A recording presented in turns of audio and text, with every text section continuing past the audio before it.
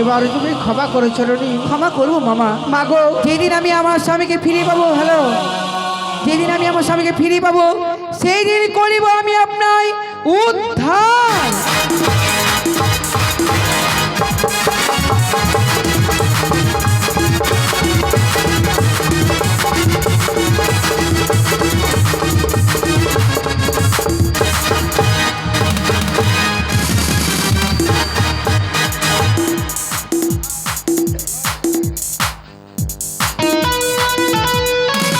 Hello ঠিক hello.